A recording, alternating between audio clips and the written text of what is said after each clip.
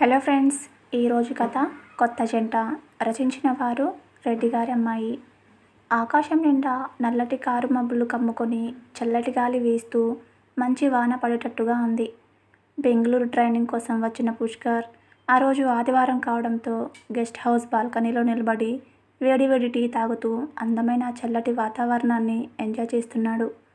ఈ మధ్యనే పెళ్ళైన పుష్కర్ ఓ నెల్లాళ్ళు బెంగళూరు ట్రైనింగ్ కోసం రావడం, ఆషాఢమాసంలో భార్య లావణ్య పుట్టింటికి వెళ్ళడం ఒకేసారి జరిగాయి. అలా టీ తాగుతున్న పుష్కర్కి అందమైన తన భార్య లావణ్య రూపమే మాటిమాటికి గుర్తుకు వస్తుంది.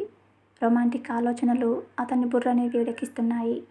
ఏంటో చక్కగా ఇలాంటి వాతావరణంలో లావణ్య పక్కనే ఉంటే ఎంతో ఎంజాయ్గా ఉండేది. కానీ ఏం చేస్తాం, తనకా యోగం లేదనుకుని నిరాశగా కుర్చీలో వెనక్కి వాలి మెల్లగా కళ్ళు మూసుకున్నాడు. అతని ఆలోచనలు గతంలోకి జారుకున్నాయి. ఒరేయ్ పుష్కర్, కాస్త తొందరగా రెడీ అవు నాయనా, అవతల వర్జ్యం వస్తుందని మీ నాన్నగారు కంగారు పడిపోతున్నారు. పెళ్లి చూపులకు రెడీ అవుతున్న పుష్కర్ను తల్లి మరోసారి తొందర పెట్టింది. ఆ అమ్మా, ఇదిగో వచ్చేస్తున్నాను అంటూ ఎంతో అందంగా తయారైన పుష్కర్ వెళ్ళి తల్లి పక్కన కూర్చోవడంతో కారు మెల్లగా ముందుకు కదిలింది. కారు గమనంతో పాటుగా పుష్కర్ ఆలోచనలు కూడా తను చేసుకుపోయే అమ్మాయి గురించే సాగాయి. ఆ రోజు వాట్సాప్లో పంపిన లావణ్య ఫోటో చూసిన మరుక్షణంలోనే ఎంతగానో నచ్చింది. ఒత్తైన జుట్టు, విశాలమైన నుదురు, కలువల్లాంటి కళ్ళు, కోటేరు లాంటి ముక్కు, దొండపండు లాంటి అదరాలతో అమాయకమైన గుండ్రని ముఖం ఎంతో అందంగా ఉంది. చేసుకుంటే ఈ అమ్మాయినే చేసుకోవాలని నిర్ణయించుకున్న పుష్కర్ ఆమెతో ఫేస్బుక్ పరిచయం, చాటింగ్లో ఒకరి గురించి మరొకరు బాగా తెలుసుకోవడంతో ఆమెనే పెళ్లి చేసుకోవాలని నిర్ణయించుకున్నాడు. ఇప్పుడు జరగబోయే పెళ్లి చూపులు నామమాత్రానికే. పుష్కర్ లావణ్యను తన భార్యగా ఏనాడో ఊహించుకున్నాడు. అదే విషయం ఆమెకు కూడా చెప్పేశాడు. అయితే పెద్దల మాట కాదనలేక ఇప్పుడు ఇలా పెళ్లి చూపులకు బయలుదేరాడు. కట్నం గురించి మాట్లాడవద్దని ఇంట్లో నుండి బయలుదేరే ముందే తల్లిదండ్రులకు అతను ఖచ్చితంగా చెప్పేశాడు. ఒరేయ్, నువ్వు మమ్మల్ని అర్థం చేసుకున్నది ఇంతేనా? మనకు దేనికి లోటు లేదు. మరి అటువంటప్పుడు నేను కట్నం తీసుకుంటానని ఎలా అనుకున్నావు? నీకు తెలుసో లేదో, నేను కూడా మీ అమ్మను కట్నం లేకుండానే చేసుకున్నాను. మీ అమ్మ వచ్చిన వేళ విశేషం మనకన్నీ కలిసి వచ్చి ఈనాడు మనం మంచి స్థితిలో ఉన్నాం. మాకు ఎలాగో ఆడపిల్లలు లేరు. ఇప్పుడు రాబోయే కోడలితో ఆ లోటు కూడా తీరిపోతుంది. నేను కోరుకునేది ఒక్కటే, వచ్చే ఆ అమ్మాయి నిన్ను ప్రేమగా చూసుకుంటే చాలు. అందుచేత నువ్వు ఆ విషయంలో నిశ్చింతగా ఉండు. మాకు కట్న కానుకలు ఏమీ వద్దు. పెళ్ళి మాత్రం మా తాహతకు తగ్గట్లుగా జరిపించండి చాలని ఈ రోజుల్లో చాలామంది తెలివిగా చెబుతూ అనవసర ఆర్భాటాలు, గొప్పలకు పోయి ఆడపిల్ల వాళ్ళ చేత చాలా డబ్బు వృధాగా ఖర్చు పెట్టిస్తున్నారు. కానీ అటువంటి వంకలతో నేను వాళ్ళని ఏమాత్రం ఇబ్బంది పెట్టను. వాళ్ళు పెళ్ళి ఎలా చేసినా సర్దుకుపోతాను. కోడలికి మేము జరగాల్సిన ముద్దు ముచ్చటలన్నీ ఆ అమ్మాయి మన ఇంటికి వచ్చిన తర్వాతే హాయిగా అన్నీ జరిపించుకుంటాం అని తండ్రి నవ్వుతూ అనడంతో అదే విషయాన్ని వెంటనే లావణ్యకు వాట్సాప్లో మెసేజ్ చేశాడు. అబ్బా, నేనెంత అదృష్టవంతురాల్ని! నిజంగా అలాంటి అత్తమామలు దొరకడం నా పూర్వజన్మ సుకృతం అని ఆమె తిరిగి జవాబు ఇవ్వడంతో ఆనందంగా ఊపిరి పీల్చుకున్నాడు పుష్కర్. కట్ చేస్తే ఓ శుభముహూర్తాన పంచమాంగళ్యాలతో పుష్కర్ జీవితంలోకి ప్రవేశించింది లావణ్య. పెళ్ళైన ప్రతి ఒక్కరి జీవితంలోనూ మర్చిపోలేని మధురానుభూతులను మిగులుస్తుంది తొలిరేయి. అందుకే ప్రతి జంట ఆ రోజు కోసం ఎంతో ఆతృతగా ఎదురు చూస్తుంది. ఆ రోజు మనసులు కలిసిన వారు ప్రేమతో దగ్గరైతే ఇంకా వాళ్ళ దాంపత్య జీవితానికి ఏమాత్రం డోకా లేకుండా ప్రతి రాత్రి తొలి రాత్రిగానే గడుస్తుందని పెద్దలు చెబుతుంటారు. పుష్కర్ లావణ్యకు ఆ రోజు తొలి రాత్రి. శాస్త్రపరంగా అన్ని లాంఛనాలు పూర్తి చేసి నవదంపతులను గదిలో బంధించి నవ్వుకుంటూ వెళ్ళిపోయారు బంధుజనం. మంచం మీద ఓ మూల సిగ్గుగా కూర్చున్న లావణ్యకేసి ఆరాధనగా చూసిన పుష్కర్ తనకు దగ్గరగా రమ్మన్నట్టుగా కళ్ళతోనే సైగ చేయడంతో సిగ్గుపడ్డ ఆమె అతని చేతికి పాల గ్లాస్ అందించి ఇంకా మంచం పక్కనే నిల్చోవడంతో ఆమె చేతిని చొరవగా పట్టుకొని తన పక్కనే కూర్చోబెట్టుకున్నాడు పుష్కర్. కూర్చున్న ఆమె తల ఎత్తకుండా దుప్పటి మీద తన చూపుడు వేళ్లతో వలయాలు చుడుతూ అతను ఇంకా ఏదైనా చేస్తే బాగుండు అని అతని చేష్టల కోసం ఎదురు చూస్తుంది. లావణ్య, దేని గురించి ఆలోచిస్తున్నావు? గదిలో మన ఇద్దరమే ఉన్నాం. ఏదైనా మాట్లాడొచ్చు కదా అని ఆమెకు దగ్గరగా జరుగుతూ అన్నాడు పుష్కర్. ఏంటి, రాత్రంతా ఇలా మౌనంగానే ఉంటావా? నవ్వుతూ ఆమె చేతిని తన చేతిలోకి తీసుకుంటూ అన్నాడు పుష్కర్. అందమైన శరీరం, కుదురైన మీసకట్టుతో మగతనం ఉట్టిపడుతూ ఉన్న అతని మొహంలోకి సూటిగా చూడలేని లావణ్య ఇంకా తలదించుకొనే ఉంది. ఏంటి లావణ్య, ఇంకా సిగ్గుపడితే ఎలా? అంటూ ఆమె చుబుకం పట్టుకొని విరిసి విరియని మొగ్గలాంటి ఆమె బుగ్గ మీద తన పెదవులతో ప్రేమగా తొలిముద్దు సంతకం చేశాడు. ఆమె కన్నులు అరమోడుపులై సిగ్గుతో బుగ్గలు ఇరుపెక్కాయి. ఆమె మేను పులకించింది. ఆమెకు తెలియకుండానే చిగురుటాకులా మెల్లగా వణికింది. ఏంటి, ఎందుకలా బెరుకుగా ఉన్నావు? నేను నిన్నేం కొరుకు తినేయంలే, కాస్త ఫ్రీగా ఉండు. వాట్సాప్లో ఎంతో హుషారుగా సమాధానాలు ఇచ్చే నువ్వు ఇప్పుడు ఇలా మౌనంగా ఉండటం కాస్త ఆశ్చర్యంగా ఉందే అని నవ్వుతూ అన్నాడు పుష్కర్. ఎంతైనా తల్లిచాటు ఆడపిల్లను ఆ మాత్రం సిగ్గు భయం సహజమే కదా, కాస్త మెల్లగా అంది లావణ్య. అవునులే, అయినా ఇందులో ఎవరికీ ముందుగా అనుభవాలుండవు, నాకు కొత్తే మరి. అవును, నువ్వు టీవీలు సినిమాలు చూడవా? అడిగాడు పుష్కర్.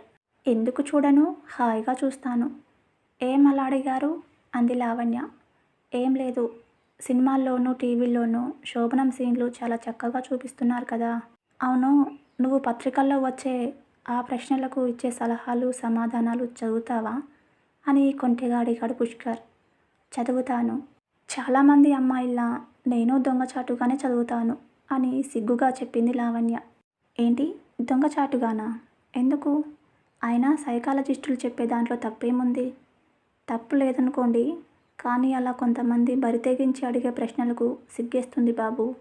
బావుంది, ఇటువంటి విషయాల్లో సిగ్గుపడితే మనకే నష్టం. అయినా అన్ని విషయాల మీద అవగాహన ఉండాలి, అప్పుడే మనం ఏ భయం లేకుండా హాయిగా ఉంటాం అని చెప్పాడు పుష్కర్. నిజమే, కాదనను. అయినా వాళ్ళు అక్రమ సంబంధాలు పెట్టుకోవద్దని గట్టిగా చెప్పారు అంది లావణ్య. చెబితే మాత్రం ఎవరు వింటారు? అందరూ అందులో ఏదో ఉందనుకొని తర్వాత ఏమీ లేదని తెలుసుకొని బాధపడతారు. తెలివైన వారు వారి సలహాలు పాటించి ముందుగానే జాగ్రత్త పడతారు. అవును, మీరేంటి వాళ్ళని అంతలా వెనకేసుకొస్తున్నారు? కొంపతీసి మీరు కూడా ఏమైనా సలహాలు అడిగారా ఏంటి అని నవ్వుతూ అడిగింది లావణ్య. అడిగితే తప్పేంటి, కవ్వింపుగా అన్నాడు పుష్కర్. అబ్బో, అయితే ఏం అడిగారేంటి తిరిగి అడిగింది లావణ్య. ఏమీ అడగలేదు, ఏదో ఊరికే సరదాగా నిన్ను ఆట పట్టిద్దామని అన్నాను. చూడు, నువ్వు నాకు బెడ్ విషయంలో ఏదైనా లోడ్ చేస్తే అప్పుడు వాళ్ళే నాకు శరణ్యం. అందుకే ఇంట్లో బోల్డన్ని పోస్ట్ కార్డులు ఫోన్ నెంబర్లు ఉంచుకున్నాను అన్నాడు పుష్కర్. అబ్బా, ఇంకా ఆపండి బాబు, అయినా మీకు ఆ అవసరం రాదులేండి అని నవ్వుతూ అంది లావణ్య.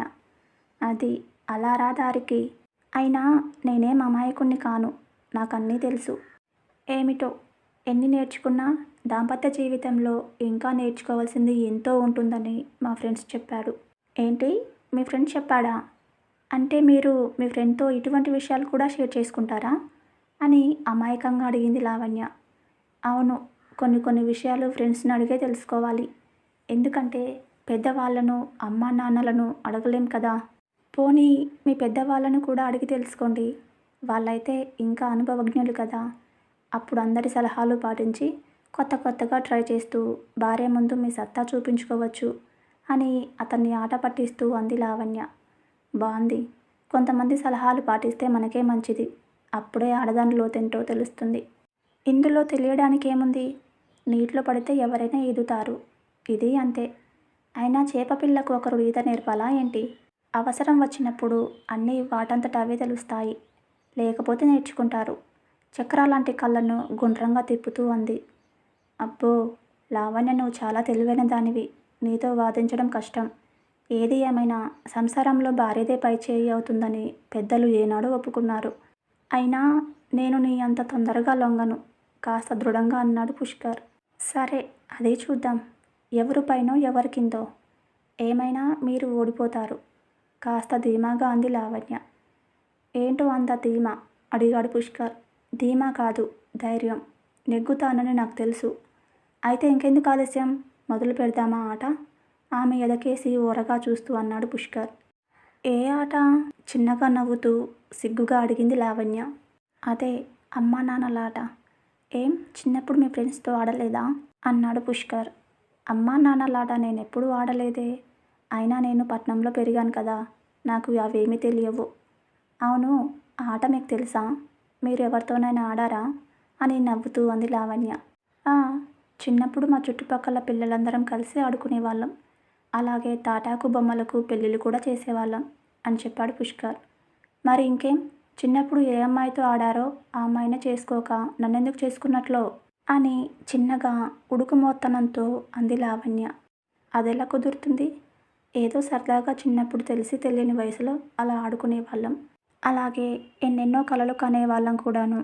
పైగా ఆ వయసులో ఏం ఆడుకున్నా ఎవరూ ఏమీ అనరు కాబట్టి ఎంతో ఆనందంతో ఎంజాయ్ చేశాను అని నవ్వుతూ అన్నాడు పుష్కర్. ఓహో! అంటే మీకు స్వీట్ డ్రీమ్స్ చాలా ఉన్నాయన్నమాట. అవును లావణ్య. చిన్నప్పుడు చాలా కలలు కన్నాను అని చెప్పడం ఆపాడు. ఏంటో ఆ కలలు అని అడిగింది లావణ్య. ఏం చెప్పను, ఎన్నని చెప్పను. చెప్పాలంటే చాలానే ఉన్నాయి. ఓ అందమైన అమ్మాయి భార్యగా రావాలని, ఆమె నన్ను ఎంతగానో ప్రేమించాలని, ఇద్దరం హాయిగా ఎప్పుడూ చిలకా గోరింకల్లా కలకాలం ఉండాలని, ఇంకా ఏదో చెప్పబోతున్న అతని మాటలకు మధ్యలోనే అడ్డు వస్తూ, అయితే మరి మీ కలల రాణి దొరికిందా? అందమైన కాటుక కళ్ళను మరోసారి పెద్దవి చేస్తూ అడిగింది లావణ్య. ఎందుకు దొరకలేదు? అందుకే కదా నేను ఏరుకోరి పెళ్లి చేసుకున్నాను. మొదటి కోరిక తీరింది. మరి ఆ రెండవ కోరిక తీర్చడం నీ చేతుల్లో ఉంది. ఆమె చేతిని మరోసారి తన చేతిలోకి తీసుకుంటూ అన్నాడు పుష్కర్. అచ్చు తప్పు. నా చేతిలో కాదు, మన చేతుల్లో ఉంది అని నవ్వుతూ అంది లావణ్య. నిజమే లావణ్య. అంతా మన చేతుల్లోనే ఉంది. ఆమె అరచేతిని మెల్లగా నొక్కుతూ అన్నాడు పుష్కర్. అలా అతను ఆమె చేతిని సుతిమెత్తగా నొక్కడంతో ఆమె మేను పులకరించింది. చెప్పలేని అనిర్వచనీయమైన అనుభూతికి లోనవడంతో తమలపాకు లాంటి ఆమె లేత అధరాలు మెత్తగా అదురుతూ పువ్వులా విచ్చుకున్నాయి. అలా విచ్చుకున్న అధరాలను తన పెదవులతో మెత్తగా స్పృశించిన పుష్కర్ మెల్లగా ఆమె నడుం మీది వంపులపై చేయి వేసి మెత్తగా నొక్కడంతో ఆమె ఒంట్లో నరాలన్నీ ఒక్కసారి చివ్వుమన్నాయి. తర్వాత ఏం జరిగిందో నెక్స్ట్ వీడియోలో తెలుసుకుందాం. Thank you for watching.